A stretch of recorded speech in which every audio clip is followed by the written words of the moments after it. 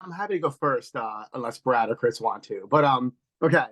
But I do think we can't skip over this morning's rule. We should definitely get in the overdraft. Can I ignore your question for just 1 second Yeah, sure. and start with what happened this morning? Because I think it actually, in some respects, fundamentally changes how the CFPB has opposed junk fees, not because a bunch of fees that no one was charging that Roy Chopra himself says was a preemptive measure.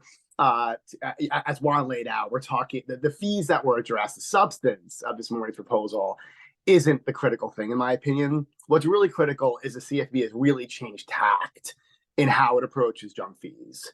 And so when I was thinking about this panel yesterday, I actually would have made different comments had it not been for what happened this morning on how the CFPB is going at this. So this is the first time we're seeing the CFPB say, you remember that abusive thing that no one likes?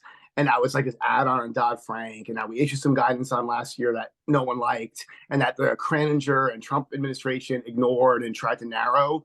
We're bringing it back. And for the first time, we're making a rulemaking under it.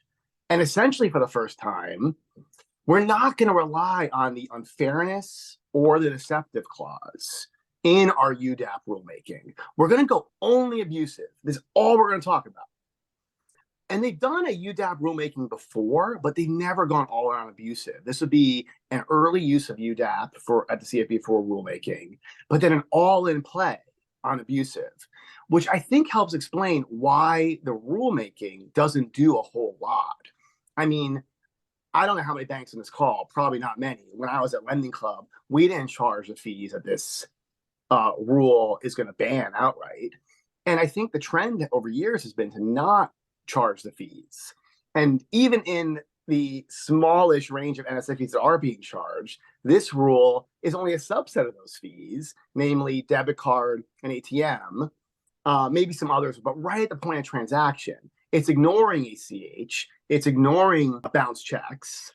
So it's not even getting all of the NSF fees. So why be so small unless the action really isn't in the substance, but it's actually in reviving abusive, which we haven't seen a lot from a long time. So what is that? So why does that matter? It matters because abusive and UDAAP are obviously the most powerful source of rulemaking authority. They're also the most powerful sources of enforcement authority. It also matters because it's a way to be a little bit like the FTC, frankly. The FTC, you mentioned it in your presentation, Juan and Jen, thank you, issued its proposed rulemaking. And they were able to go at junk fees way differently than the CFPB traditionally has. The CFPB, to your presentation, has gone at like this fee and that fee and that fee.